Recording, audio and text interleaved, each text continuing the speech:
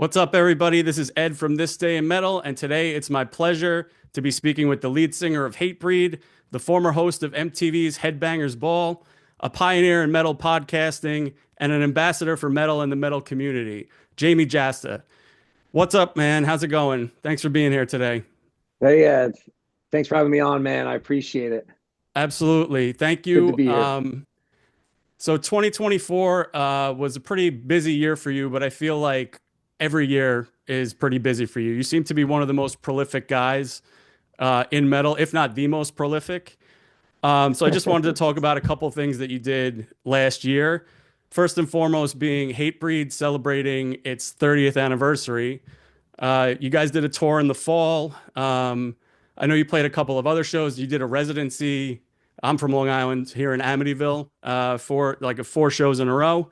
What was it like to celebrate that Nice. milestone for you and to get out there with the fans and celebrate with them? It was great, man. We were really surprised at the reaction and the demand, and it was great to be able to add more nights and then for the fall, that was a lot of fun too. We actually, we thought, is it too much to do Long Island and do New York City in the same year? But they both turned out great, and it's such a strong scene, and it always has been, and it's the best part about uh, doing this for so long is you see the bands that can come out and just recapture that excitement of the previous generation. And I love that about all of the Northeast and a lot of the scenes, all across the states and in Europe, but Long Island being one of the best ones by far, with such a deep history and really just like really secure roots in the underground and in metal and in hardcore music. Um, from the Roxy and doing old those shows back in the day and really trying to play all five boroughs as well. We got to see a ton of bands from Long Island, and of course I'm an old school Twisted Sister fan, and have been lucky enough to work with D. So it's incredible to see that kind of evolution, right? From Twisted Sister to Suffocation to VOD to now, great bands like Pain of Truth and Johnny Booth and all the bands that have played with us or that we've been fans of from Long Island from the old days, like Internal Bleeding and Neglect, and then also now with we just played a band actually recently on my Patreon show. I think they're called Koyo. It was kind of a more of like a post-hardcore kind of screamo band, and people were digging them. And someone commented like they might be from Long Island, or some of the people are from Long Island. So it just it just goes to show that there's strength in not all the bands sounding the same, and then also having those great venues like Amityville Music Hall and all the places that Christian McKnight used to book at, like the PWAC and even the old metal clubs and stuff. Like we had to sell tickets to play at the Roxy. Rest in peace. I think Frank from the Roxy actually died recently. Rest in peace. But like it's all part of the history and the lore and what it took to then be able to play at like Lemoore and Brooklyn and get to play CB's and get to play the Roseland and all those legendary venues. I feel like if you cut your teeth in New York and Long Island and surrounding areas, you can do it anywhere. Absolutely. And I mean, it all started for you with the scene in Connecticut, though, right? You essentially helped to build that scene, and you guys did, this was pretty cool, actually, the March Metal Matinee. I think it was in March, correct? And you played with Shadows Fall, Yeah. Doors at 12, and you said that it was going to be an annual occurrence. Do you have any plans for this year's show? Yeah, unfortunately, something came up. We can't talk about it yet, but something came up that just meant we had to postpone it. But I was I was doing a deal, or I had done a deal with Jack Koshik, the previous owner Milwaukee Metal Fest, who also owned the intellectual property for March Metal Meltdown. And I had purchased March Metal Meltdown, which was originally in Jersey. We played it 2 or 3 times back in the day. And that was part of the purchase when I purchased Milwaukee Metal Fest and the rights. And I got metalfest.com and some other things, some other assets in the buyout. And unfortunately, I just wasn't able to get certain deals and certain venues and certain things in place in time. And then some other stuff had come up recently that kind of threw a wrench in doing it again. But I think once we fix all the stuff behind the scenes, it's going to be something really cool and really fun. And I could see if, for whatever reason, if it can't be done in Jersey, we could maybe do it just north of North Jersey, across the line in New York, because I know a lot of people from Jersey travel to Poughkeepsie and Westchester County and into the city and some other places nearby. And so, but because, again, Jersey's another great scene, just like Long Island and Connecticut and New England, where such a rich history and great bands and all different styles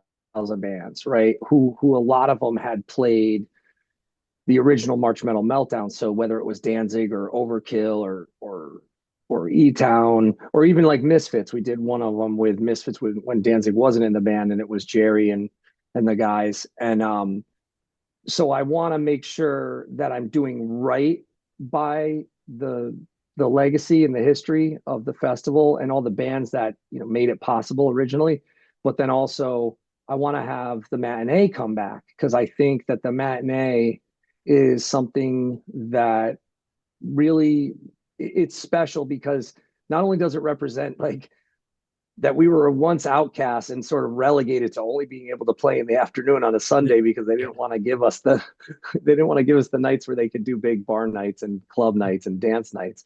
But there's been a lot of people that have proved recently, like Drew Stone. Shout out to Drew Stone, who has a great podcast and is a great filmmaker and promoter, just an amazing guy.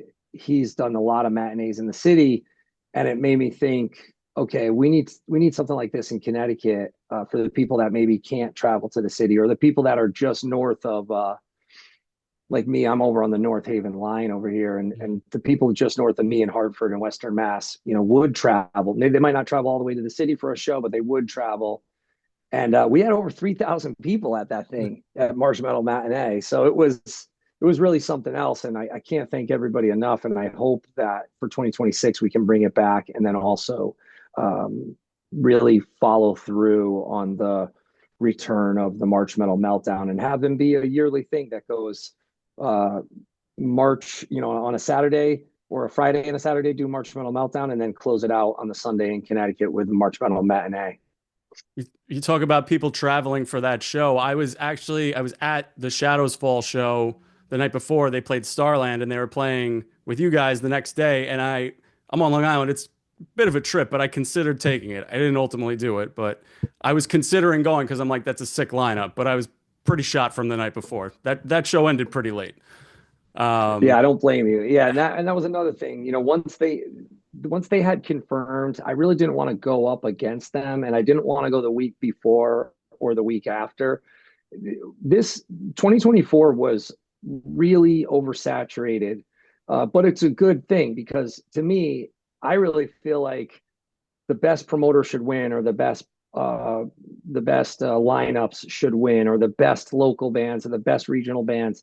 I want to see them all win, but it's hard when everything is oversaturated and there's politics behind the scenes of like radius clauses and time restrictions. Like if a certain promoter doesn't want you to play within 30 days or within 90 days or within 60 days of a show, and I get it, because everybody wants to protect their investment, but I really feel like the if there was to be restrictions lifted, or less competition in that way, there would be more venues and more places that could pop up where you could do shows. And that's kind of how it was in the old days. You sometimes you didn't get to play the big cities. You had to play out in the boondocks or out in the faraway areas. So, but I mean, having done this tour where everybody told us, don't go out at this time, like don't go out, it's too oversaturated. I was pleasantly surprised, especially playing big venues like Terminal 5 and just like we played Riverside Municipal Auditorium out in California and had over 2,000 people. I mean, it was a really fun tour, and a lot of that I got to give the credit to Carcass and Harm's Way and Crypta as well, because I felt like everybody was really pulling their weight on that run. But now, for 2025, I feel like, yeah, it would be so fun to not just focus on the major cities, but go out and do those off the beaten path places. Yeah, well, speaking of that, I mean, do you have plans to tour? I know you guys are set to play Sonic Temple with Hatebreed. I know you yourself are doing shows in the lead up to Milwaukee Metal Fest, which we'll talk about. Are there any plans for Hatebreed? I know there was talk of a new album. You're in the process of writing a new album. Can you tell us how far along you are with that and any plans for this year in terms of the album or the tour? I mean, it would be great to get the record out this year if we could. We'll see. So far, so good. I think it's definitely um, it's been like a creative boom. I think in the last month, it's definitely been something where I get up and I just feel different and I want to create. And I think because the last album, it came out at a bad time and it was kind of overlooked and it was kind of forgotten about quickly. Well, I shouldn't say forgotten about quickly, but it wasn't timed well. And then I feel like we probably should have done more support tours. We did have some really good opportunities, like we got to do the Anthrax Black Labels tour, and we got to do the Lamb of God Megadeth tour, but that was um, because In Flames canceled. Hmm. Um, I really wish it was kind of planned out earlier on, and we had more time, and maybe could have timed the record with that. It was like the record came out too soon, Yeah. and then towards the end of the cycle. And there's other things, you look at the hindsight's always 2020. There's other things we could say, like we should have did a different single or different videos, things like that. But in a way, it's kind of a blessing because now it's caused me to kind of rethink the creative process, especially with the lyric writing. It's been just overflowing and just been freeing to kind of delve into different topics, but then also expanding on topics from the last one that I felt like didn't really get the full weight of my attention and the full, I guess, elaboration or I still feel like there's topics that I haven't touched on enough. And I think before that record, I was kind of like, I did this already. I did that already. I don't really know what I wanted to do. Um, so we'll see. Um, Sky's the limit. I always feel like we have our biggest, best song in us at all times. We just gotta get it out into the world. We gotta get it out of the brains and into the speakers. Yeah, well, it's good to hear that you're feeling a sort of a creative flow. That's good. As someone who writes a little bit, writer's block's not a fun thing. So, is there anything you do to kind of snap yourself out of that? Do you just kind of, write whatever and see what happens, or, you know, like any methods that you might use to break out of something like that? Definitely just reps. I need repetition of everything. Like I was joking around the other day. I was saying I gotta, if I don't say Celtic frost or Celtic frost at least once a week, I gotta have somebody tell me it again because I'll forget. Like if I'm talking to somebody from a band and I haven't talked to them in a while, I'll forget the other guys in the band's name. Like I just need reps. I need to constantly pick up the guitar. Like I got at Milwaukee Metal Fest, I got to give Testament a huge shout out. They gave me a beautiful guitar, and it was such a thoughtful, nice gesture. And the other day, I'm playing on it, and there's going to be riffs written on it. There already is riffs that'll probably make the album that I've been writing a ton of riffs. You know, every other day, sometimes every day. They'll make it on the album, and it's really because I love the playing on this guitar, and it was such a thoughtful gift for Testament. And I did this collaboration with Chuck Billy on my solo album on the Jasta album, and they've just provided me so much inspiration and so much positive energy throughout the years. And Chuck, his journey and just the way that he's been able to reinvent the band and with Eric and Alex. I mean, everybody, their new drummer Yeah. who I was chatting with over the summer in Europe, he's incredible. And they played me some of their new material when I was in Europe, and it sounds new and it sounds fresh and it sounds inspired. And so then I go home and I open this guitar and I'm like, I just feel gratitude. And that's another big thing. Is besides the reps is like gratitude. Just thinking, you look out in the world, you got people there, their houses are being bombed every day or burned down in fires or in the middle of conflicts. And we're so lucky to just be able to do what we do. So that's another thing that really helps. Also, stupid shit like splashing cold water on your face, doing a couple push-ups, Yeah. going outside in the brisk air, taking a quick walk. That'll get you past any blocks. Um, Washing your hands. That sounds weird, but sometimes I'll do that. I'll just I'll just splash some water on my face, wash my hands. What else will I do? I'll do some busy work where I can take my brain sort of in a different direction. Fuck with the Rubik's Cube, fuck with a puzzle. Um, I got a lot of different shit because, people will look and they'll go, oh, why was there so much time in between, these Hatebreed records? And if they're not following me on social media or not checking out my interviews or checking out my websites, then they don't know that, okay, well, 2017, I did Jasta Lost Chapters. 2018, I did D. Snyder for the Love of Metal. 2019, I did Jasta Lost Chapters 2. 2020 and 21, we had Hatebreed Way to the False Self. I mean, I could just go on and on with the projects. Last year, I executive produced the Many Eyes album with Keith Buckley from Every Time I Die, which I was really lucky and blessed to work on and put it out on my label. And they did this huge tour with Sum 41, and they're going out next month with Amity Affliction and Hail the Sun, and so they're killing it right now. And then also I did an EP with Tim Ripper Owens, and I did this And Jasta for All record last year. So that's a lot of stuff in my catalog. Not to mention I did Corpse Grinder's album, and I'm working on a second Corpse Grinder album.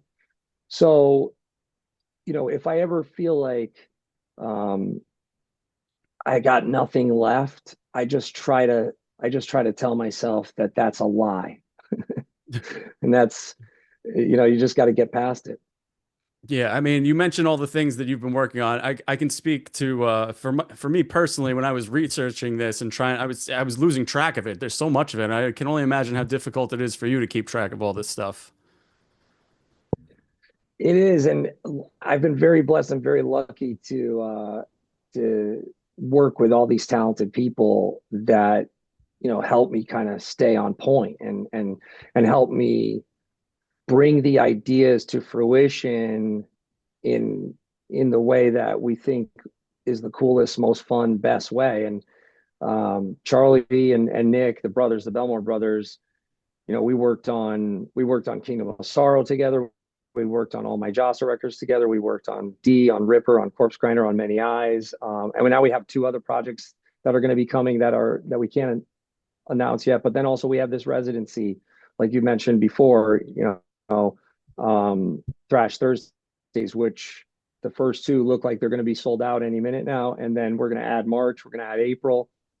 In May, we're gonna have the Milwaukee Metal Fest one, which is the pre-party, and then if that goes well, I think we're going to do it every Thursday, once a month for the rest of the year, with a ton of cool guests because we do have such a wealth of talent, and it's going to have a local support band or two, depending on the size of the venue and the capacity. And that's another thing that we're going to really sort of focus on for the rest of this year is like, how do we create the headliners of tomorrow? We've done that. I feel like we've really helped do that with Milwaukee Metal Fest for the first 2 years, for 2023 and 2024. But now we really want to ramp it up and be able to discover these bands and just put the ladder down for them, like Slayer did for Hatebreed and Slipknot did for Hatebreed and Sepultura and Danzig and Misfits and so many others did for us. And I feel like that type of stuff, it always comes back tenfold, and it's worth it.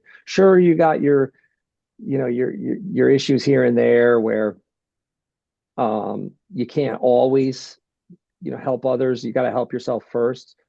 But it's really rewarding when like we can put up a show like this and announce like on really short notice, this Thrash Thursday show on January 30th, and announce Bobby Blitz as a special guest, and people are super excited. And having just come off the Shadows Fall show in Worcester and then the CD release show that I did in Connecticut, and seeing the people singing along and seeing them circle pitting and moshing and stage diving and crowd surfing, that's what I envisioned when I did the record. So it's really fun, and but it's also a collaborative effort where so many people are behind the scenes involved too, especially with the distribution and like Death Wish, Jake and Rich is no longer at Death Wish, but Christine is there now, and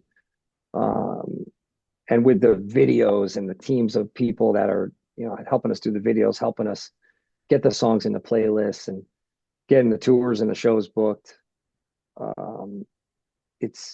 We're all super happy with how everything has been playing out. Yeah, absolutely. And I mean, with the build up to Milwaukee Metal Fest, it's super cool that you're kind of like paying tribute to the past a little bit by getting these like thrash legends in there, like Bobby Blitz. And then you're also giving opportunity for the future for whoever's going to be next. You know what I mean? Like that probably goes back to like when you were coming up, right? And like you were the hungry young band, like trying to get in there. So that's pretty awesome, man. That's a cool little thing that you guys are doing in the build up to it. For Milwaukee Metal Fest, I know you purchased the rights in 2022. Can you tell me what that process was like and went behind your decision to do that? It actually was an idea from the podcast. I think the podcast has been a way for me to just throw these crazy ideas out and then really get a gauge if there's a demand for it. And so with the Dee Snider record, it was like we were shopping it, and when people were like, "Are you crazy?" Like his last record was a Broadway record, but because the podcast got like 80,000 downloads, we knew there was a demand. And then when we dropped the first single, it was like all these people had started posting online saying like, this was the record I didn't know I needed, but now I want it. And that with Milwaukee, I just said to Trevor, Trevor Sternad, rest in peace. I just said he never got to go to the original festival, and it was such a mecca for us. It was like a rite of passage to pack everybody in a car or a van or a bus or whatever it was that you had, and go on out to Milwaukee and play this crazy festival with all these different styles of bands. They had stuff like UFO, but they also had stuff like Mayhem and Earth Crisis and Hmm. 6 Feet Under, and Jack was a visionary, and shout out to Jack because he didn't have to give me his blessing. He was nice enough to pass me the torch, and I knew there was some baggage there. I knew some bands had been burned, and I knew it sort of went out on a bad note. But that was why I reached out to Joe and Leslie and Tim and everybody from the rave and from Sound Talent.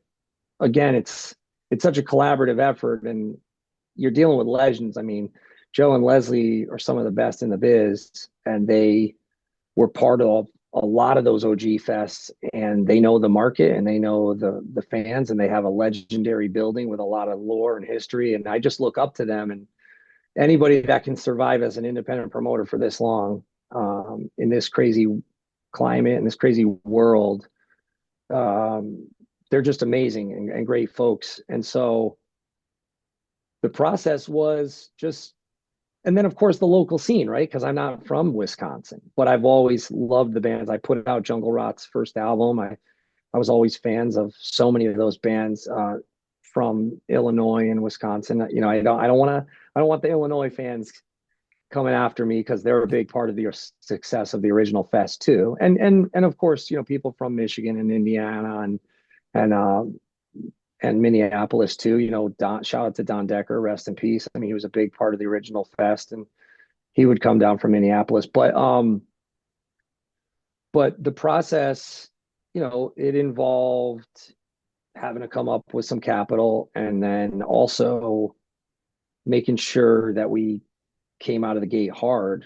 I knew it was always going to be a financial drain. I never thought we were going to turn a profit for the first year. So that was to be expected. But losing Trevor was the hardest part, you know, and because I really didn't want to be the curator. I just wanted to be a partner. But then because so many people had heard the podcast and said, you have to do this. And then when Trevor died, they said, now you really got to do it. I was like, oh man, I got to put my money where my mouth is. And luckily, knock on wood, it's looking like this will be the year where we can make some of the investment back and carry the torch, and really branch out and maybe reach a little bit more than the last 2 years audience. I mean, as long as we see incremental growth, we'll all be really happy. Yeah, I mean the lineup is stacked. I mean, it's May 15th to 18th at the Rave Eagles Club in Milwaukee. I mean, you've got Down on Friday, Black Label on Saturday, Guar on Sunday, Devin Townsend, Exodus, Dillinger Escape Plan, Paradise Lost. I mean, Arch, the list goes on and on. I mean, obviously people can find the lineup, but it's a stacked lineup. So I'm really impressed with that. Like, are you involved? How involved are you in that booking process? This year I've been super hands-on, and we still have some really, really big additions to announce, which is exciting. Um, I I love hearing the new bands too. I gotta say, there's sometimes I get asked, you know, do you ever tire of this stuff? Do you ever feel like you've heard every death metal band and black metal band and hardcore band, and I'm super impressed. I mean, we like last year we had some bands that I wasn't really familiar with, and then I got to see them, and the year before too. Like I was just talking about this morning, how between like Defeated Sanity and Uada and Monochromatic Black and Casket Robbery, and I mean, I could go on and on. There was a lot of bands, and even the old school bands that I hadn't seen in a long time, that I knew their music, that just brought it. Like Raven brought it. Doro blew the fucking roof off the place. Like Doro was like, she's like just proved, you know, goddess of metal all the way. Also, like someone like Hammerfall, who I booked at Coney Island High with Death back in the day in New York City.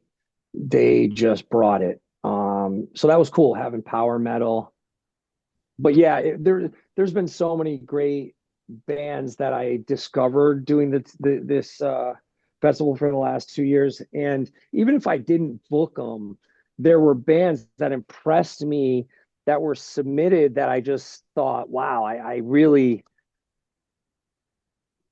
like this stuff. Like, I mean, it's always new to somebody, right? Like Yeah, your favorite band might have 5 albums out and you don't even know it yet, you know? yeah. And sometimes you need to go to a festival and show up early and get exposed to that if you're up for it. But there's a lot of steps, and it's going to be going up and down and up and down. We're indoors though, so it's uh it's not prone to cancellations for weather, which is good. Um, it is haunted. And so we don't suggest anybody sleep over. Hmm. But but yeah, it's been great, and we're really thrilled to be back for a third year. And if anybody wants to make the trip out, go to therave.com/metalfest or go to metalfest.com.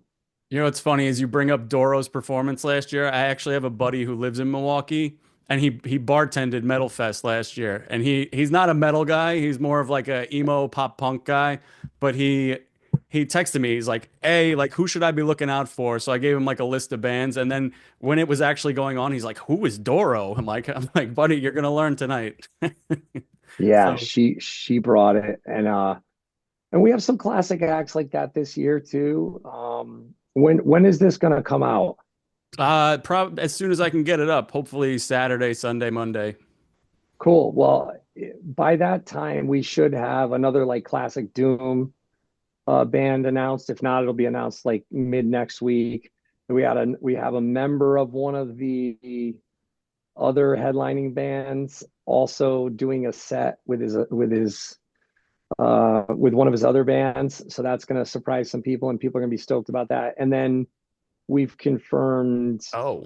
some really good some really good bands like Revocation. They're not announced yet. We just confirmed Mhm. them.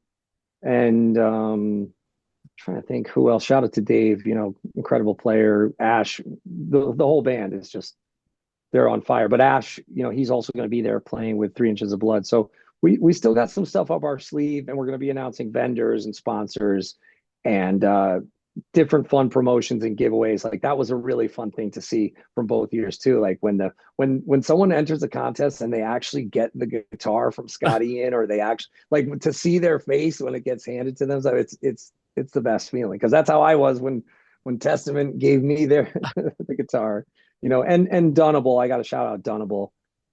Just a great company. They gave me a guitar too that I've been writing on. Just hopefully they're going to come back on board this year too to sponsor the show. That's great. So yeah, any information about that you can find where on At Metal Fest, Metalfest, yeah, metalfest.com or any of my metalfest.com. any of my socials. There's we got the Milwaukee Metal Fest Facebook. I think it's just MKE Metal Fest. That might be the Instagram, but shout out to Jackie who does our Facebook, Jackie D. And yeah, I'm on Instagram, I'm on Twitter, I'm on Facebook. What else do I know I got Snapchat. You got it all. You're I everywhere. think so. I think I do, yeah. Yeah.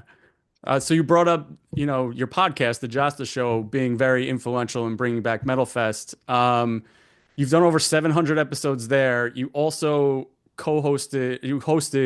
Headbangers Ball, where you interviewed Lemmy, Dio, Maiden, Metallica, like over 700 interviews. Like at this point, is there anyone out there that you haven't spoken to that you want to get on your podcast? Yeah, Jerry Cantrell would be a big one. That would be pretty sick, actually. Yeah, that'd be a big one. Yeah, and Axl Rose would be cool if it could happen. I'd wanna make sure it was under the right circumstances, but Slash would be really cool. Slash, I heard was open to doing it. I don't know how truthful that was or how reliable the person was that Mhm. was telling me that. But Duff McKagan's been on, Kirk Hammett's been on. I would like to get some more of the wrestlers and MMA guys. I always had fun doing those shows. Mhm. Kimbo Slice was one of my favorite episodes. That's Rest pretty in old peace. school. Yeah. Yeah, rest in peace, Kimbo. But Chris Jericho, I always looked up to. He's just a workhorse and just an incredible brain and an incredible mind. And he's done amazing things with his podcast and just amazing things in general with his career. Rob Zombie was great. I'd love to get him back on. Jerry Only was great. He chewed gum, which people will find that episode behind the paywall, or they'll go and they'll find it online somewhere, and they still write me about that. Like, why didn't you tell Jerry? Like, what am I going to do? He's Jerry Only. He's a legend. What am I going to tell him not to chew gum on the show? But Danzig, since I had Jerry and I had Doyle, I think Danzig would be the other big one that I'd want to get. But again, I'd want to get him on a good day. I always had great experiences with Glenn, and he's come to our shows. Even when we weren't on tour, he's come and hung. and he was always great to us. You know, you would hear horror stories behind the scenes about people's dealings with him, but we never. Same with Axel. We never had that problem. Like Axel never threw a. He tried to throw everybody out backstage at Download, but Sebastian Bach said, "You know, that's Hatebreed. Let him stay." And Didn't you? Did I was listening the other day when you were interviewing Miles Kennedy, and you said you were shooting something with Velvet Revolver. Was Slash there for that? I mean, yeah, for everybody was Headbangers there Ball, for right? that. Yeah, we did that at the 930 Club in DC, and unfortunately, Scott Weiland wasn't doing so hot then, so he didn't show up. Mm. I would love to, if anybody has any pull at Viacom or can get me in contact with Sherry Redstone or any of the higher ups, I would love to repurpose all that old footage because the way the show was formatted, you'd shoot so much stuff that just never got into the show. Never, you know, there wasn't enough time with advertisers and stuff. I would love to see that footage of us, you know, on location doing a bunch of those, like especially the Lemmy and the Dio, you know, with them not being around anymore. Like I remember sitting on Lemmy's bus and he's smoking a cigarette, and they're like, "We can't have the cigarette, you know, on TV. Like, It's that's against Lemmy. regulations." And and he's like, "Well, and I guess we're not doing it." And so I I'm guess we're just not like, "Can going you on just?" TV then. I said, "Can you just fucking do it?" And I think we did it. And I don't even think someone snitched. I mean, nowadays someone would snitch immediately. Um, because that's just, you know, we're living in that kind of weird That's the way it is. post, Yeah. yeah, post snitch glorification world or whatever. But Dio was another one where I'm like, I wonder if they were recording us the whole time while we're just sitting there waiting to get the shot and stuff, because he was just such a great guy, and just what a brain like an elephant, you know, just would reference stories that I had told the previous time I saw him, and remembered people's names and the stories. How's Frank? And I'm like, Frank, the guy I told you about, who we listened to at Dio, you know, at 20, like the volume set to 20. Um, he's in the band now. He's like, no way. And then I go get Frank and bring him over, and like, it's just, yeah. Yeah, Bruce Dickinson.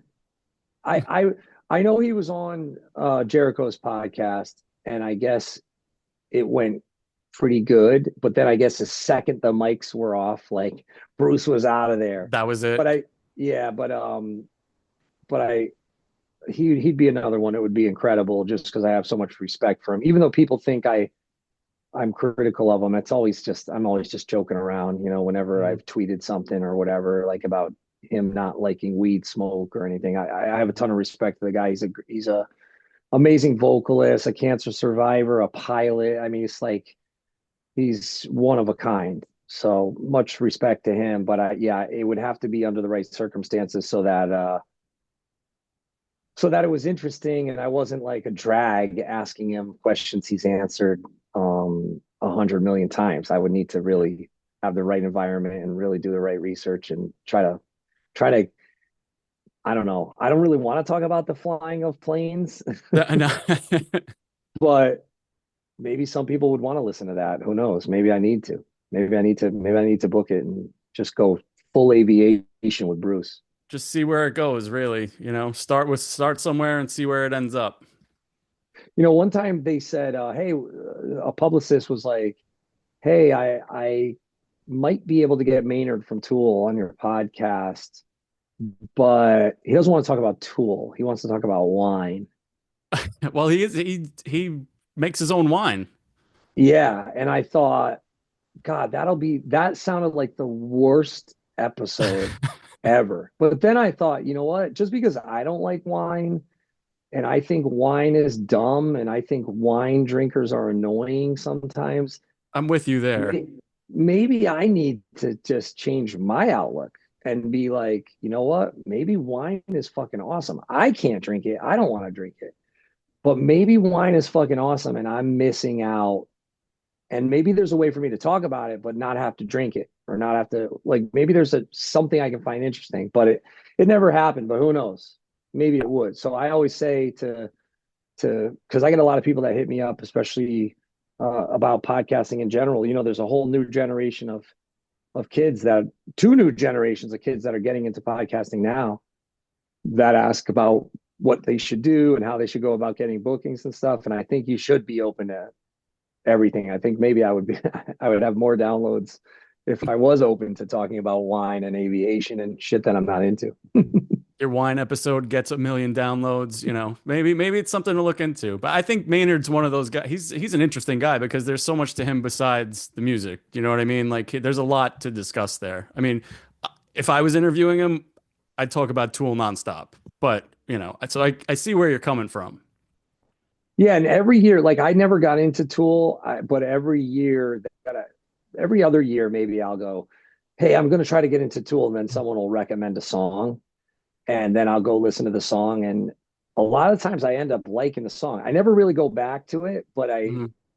I will hear it, and I can I can recognize the genius in it. It's Mhm. just not my like the playing is incredible and the production is incredible and his voice is incredible. I don't have any desire to really like go back and listen to it, but I can say wow in the moment when I do go check it out. Like it was not too long ago on my Patreon, I was saying, man, I tried to listen to some song off the last album, and it sounded like I was in a spa in Sedona, like waiting to get a massage or something. Like it was like atmospheric Yeah. and mellow and ethereal, or what's the word? Ethereal. Is that the word? I I don't think even know so. how to I don't even know how to describe it. It's like it was something really yeah, I guess ethereal, like delicate, like Yeah. soft, but Mhm. calming. And I'm like, I just want to listen to Necrot and just fucking Just go, rock out. dude, Yeah, drill just the rock. skull, drill. Like I'm just a caveman at heart. Like I just want to drill this. I just want to hear drill the skull. And I'm like, and so then I listen to Necrot and I'm thinking, man, Maynard probably hates this shit. Well, if you get him on, you can ask him. No, no, no, I don't want to. I don't. Let's. All right. Well, Jamie, I can't thank you enough for doing this with me. I want to end on a quote, and it's from a guy you probably know fairly well, Brian Fair of Shadows Fall. This was in Louder Than Hell, the definitive oral history of metal. And he's talking about his first impressions of you when you were a teenager, hustling, setting up shows. He said, Jamie was the hardest working man in hardcore. He saw a possibility of making a career out of this long before anyone else I knew did. But that meant multitasking and having 1 million irons in the fire.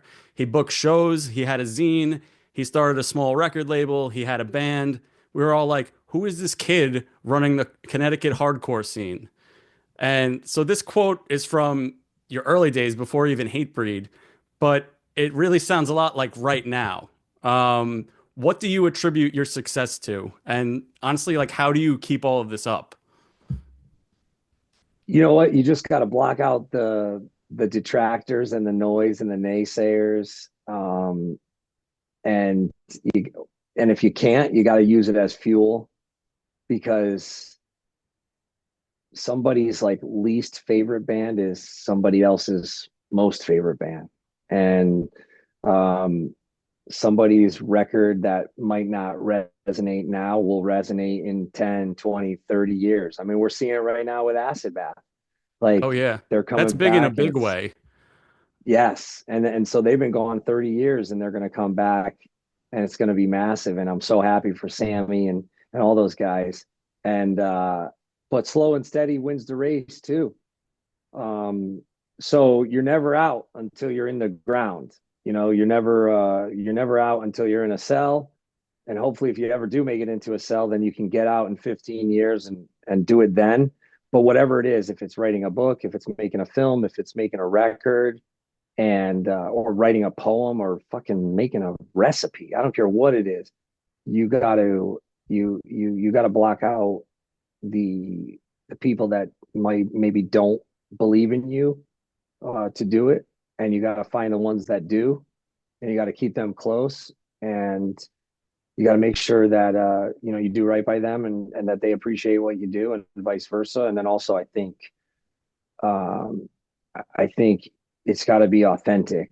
Like it's got to be from the heart because the stuff that really resonates with people 10, 20, 30 years in is stuff that I knew in the moment was it. You just know when you know. And sometimes you can bring that idea to someone else and they go, nah, and they write your shit off. Or you can have a record, you can put your blood, sweat, and tears into a record, and some reviewer will listen to it once and go, nah, no, this sucks. Just like I did with the last Tool record that sounded like a spa music. And that's gonna happen. But you gotta roll with the punches and you just gotta go, you just got to have faith that it will find the ears and the eyes that it needs to find. And there, somebody said to me once, they go, oh man, we played it was, I want to say it might have been Shavo from System, but it was like, I forget, it was on the Slayer tour or another tour they did where the crowd wasn't feeling it. And it doesn't matter now because the people that the millions, like they sold like 5 million records. So like, okay, so yeah, so big deal. That one show with Slayer or one show with someone else where the crowd didn't like it. 5 million other people discovered them and liked it, right? So Yeah. they're out there. You just gotta keep showing up. And I guess it goes back to the reps too. Like just keep putting in those reps no matter what it is. Yeah, the stuff with integrity usually tends to last a bit longer. So I think that's a testament to your career, what you've been doing, the hustling that you've been doing for metal in general, metal, hardcore, the bands that are coming up, the producing, the putting together festivals, the putting together shows. Like that's the core of what it's all about for any band that's coming up now, for the legacy of metal and hardcore and those types of things. So just thank you for doing that. You've been such a, like an advocate and an ambassador for music, really. So it's been a Oh, well, pleasure to thank you so speak with much, you. man. It's Thank been My it's been really an pleasure. honor to speak with you. I appreciate it, Ed. No, it's my pleasure. And thank you for the kind words and thank you everybody who's ever came to a show or you know bought a record or streamed a record, download a record, and um, it's all appreciated more than I think people really know. And I see it a lot on my Patreon. These are like the best, like most diehard fans, like the fans they just want to go above and beyond, and they bring me new information, new evidence, new music, new thoughts, like all the time. And I've been telling a lot of artists like this is the future. Like you're going to be able to really kind of hone your craft and get good feedback from people the more independent you are and the more DIY. So it seems like a slog, it seems like a grind at times. But if you can get to what I call cruising altitude for any of the artists are out there, that can't like me, like having to go to a 9 to 5 was going to be like jumping into a vat of acid. So there was just no way I was going to do it, period. So I had to find another way. And you know we're very lucky that we have these platforms now and that we have podcasting and people like yourself who are helping to amplify the voices and the sounds of others. And you got to just we just got to do what we can when we can. And thanks again, man. I do appreciate it. Absolutely, I couldn't agree more. Thank you for your kind words.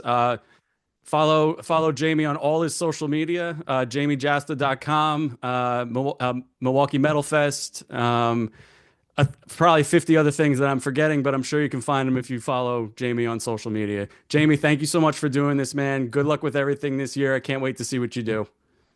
Thanks, brother. Have a good one. Absolutely, you too. Take